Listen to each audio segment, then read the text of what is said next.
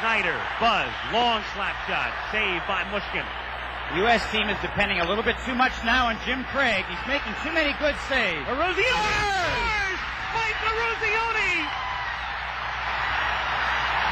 You've got 10 seconds. The countdown going on right now. Morrow up to Schultz. 5 seconds left in the game. Do you believe in miracles? Yes! Unbelievable.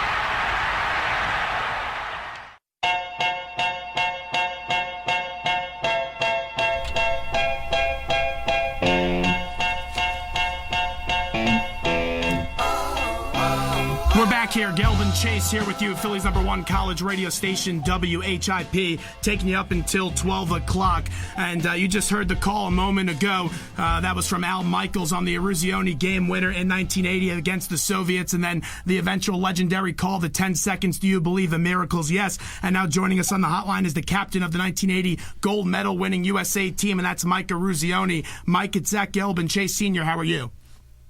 Hey guys, how you doing? Well, we're doing great, and we appreciate you giving us a few minutes today. And if I'm not mistaken, your team, the 1980 team, actually met in Phoenix and was honored at a Coyotes game this past weekend. And you look back at that team, it's a legendary run, one of the best underdog stories out there in American sports. When you look back at that 1980 team, what do you remember?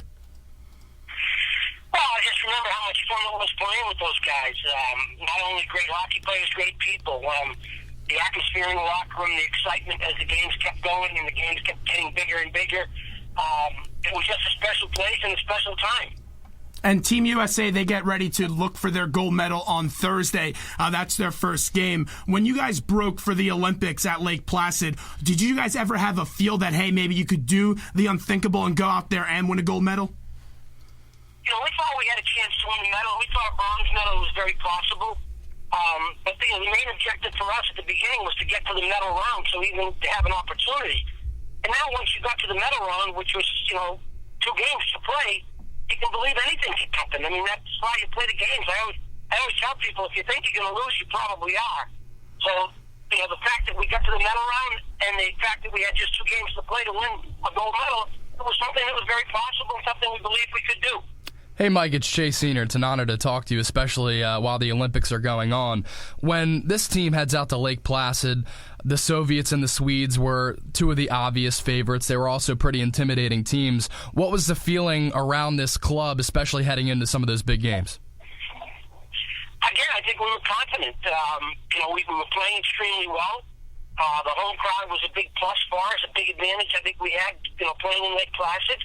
But again, I think our team was in a position and a mindset that we were pretty confident and felt we could do and play with anybody. This team was in the role of the ultimate underdog, and we've seen in sports, no matter what specific sport it is, sometimes it's the underdogs who come out on top because they're facing adversity and going up against some of the better opponents, but that helps them in the end. Do you believe the United States, being the underdog, helped this team overcome some of those challenges? I think so, because nobody thought we could win. I don't think anybody other than the guys in that locker room and our coaches. So it's kind of a nice thing to have, because there's no pressure for me. You're just going out there and playing and performing. And I think the fact that, again, nobody gave us any chance made it easier for us to play. Mike Eruzione joins us on the hotline, the captain of the 1980 Miracle on Ice, one of my favorite movies of all time, but he actually lived it, number 21 for that team. And when you scored that goal against the Soviets with about 10 minutes remaining to make it 4-3, that had to be the longest 10 minutes of your life until Al Michaels starts going 10 seconds, 9 seconds. Do you believe in miracles? Yes. Yeah, it was a long 10 minutes. It seems like you went out and played a shift and came back and the clock said like 9:58. But, we played fairly well in that last 10 minutes, and, I think we kind of took it to the Soviets a little in the last 10. We weren't just sitting back and, waiting for the clock to wind out. We just kept playing. Obviously, you were on the ice when you scored the goal, and then also when the 10-second countdown was happening. But when did you, for the first time, hear the iconic call of Al Michaels when he said, "Do you believe in miracles?" Yes, because that's one of the greatest calls, if not the greatest call ever in sports broadcasting. It might have been about a year later. I think I heard it somewhere.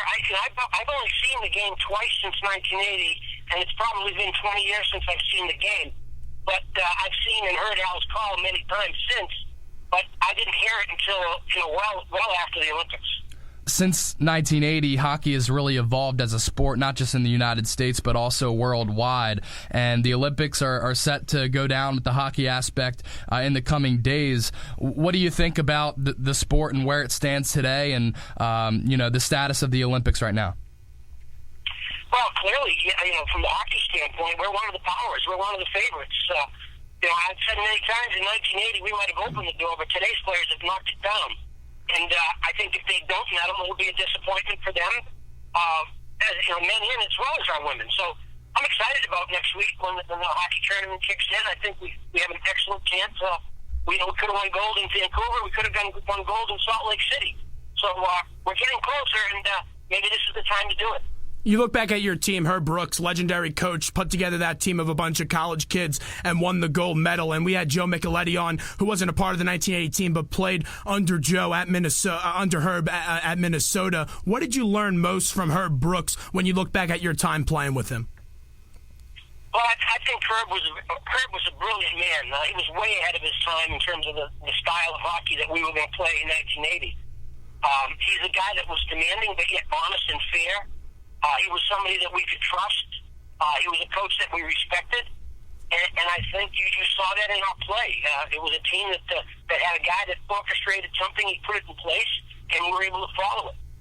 After you guys won the game, obviously a bunch of years later until the movie comes out, and unfortunately Herb passed away before he got to see the movie. And I always wonder, because I didn't live through 1980, I wasn't alive yet, how much of that movie was factual. Did that scene really happen, though, where after the game he puts you guys on the ice, you're doing those suicide skates, and then you just blurt out, Mike Eruzione, and then he says, who do you play for? And you go, the United States of America. Because that's my favorite movie scene of all time. Well, we skated, but I didn't say that. We skated for about an hour and 20 minutes, hour and 15 minutes after that game. And all 20 of us didn't skate. We only dressed, I think, 16 or 18 guys that night. Plus 2 guys get thrown out of the game for fighting. So the scene was pretty intense. We weren't real happy. And like I said, they shut the lights off in the end. Pretty much the scene was exactly the right way in the movie, other than me making that comment. How much did you like that movie? I thought it was good. I think it really is the Herb Brooks story, and we were a part of it. But I think what the movie did was captured how close our team was, and I think the movie absolutely captured what the moment meant to a nation and how excited people were to watch us compete and play. So, like I said, when you think of what Hollywood could do to a movie, I thought they did a pretty good job of keeping it pretty dead on. Mike, the 1980 team is a staple in American sports history. You just mentioned what that win did for the United States as an entire country. What's it like getting back with that group? Because it's got to be a great feeling when you guys all reunite. We had fun. It was 10 of us were together in Phoenix. The fact that the Coyotes organization even thought about something like that was pretty cool for us. And when we get together, it's funny, we don't talk about the Olympics. We talk about what we're doing now. Our families, our kids, our golf game, a lot of banter about a lot of different things, but very little about, or if anything, about the Olympics. Do you guys ever sit around and talk about and reflect of what it was like to play for Herb Brooks? And I have to imagine there's some great but painful memories that come about when you bring up Coach. Be honest with you, no, we don't. We talk very little about anything that related to 1980. It's just more, like I said, what we're doing now and where we're going and what's happening in our lives. When you guys broke, there was that huge hostage situation, and now with the Olympics, it's completely different, but there's still threats of terrorism and outside factors. How unfortunate is it, though, that when we break for the Olympics and we get ready for USA Hockey on Thursday, sometimes that's not even the main thing that's being talked about, and we're talking about possible terrorist attacks in Russia? Well, that's what's sad about it. People have their own agenda and trying to make a statement and using the Olympics as the background. Hey, I'm in Boston. I was there with that Boston Marathon with the bombing. So it's sad we have people that have an agenda like that, and let's just hope that we're going to be safe in Sochi and we've got enough security there for all our athletes as well as our spectators, and nothing happens. And when the hostage situations were going on in the movie, it shows that you guys were getting letters and people were constantly contacting you, and you always heard the USA chants in the stands. Did you ever sit there when you were a kid and you were only in college at BU, did you ever sit there and say, hey, we're winning hockey games, but really people are gathering around us and they're looking at this hostage situation and putting a lot of faith into our team? Well, the good thing was we weren't allowed to talk to the media during the Olympics, so we really didn't know what was being written or said about us.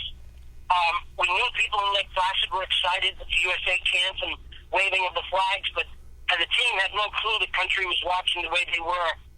It wasn't until after the Olympics that we really got a sense of what this moment meant to a lot of people.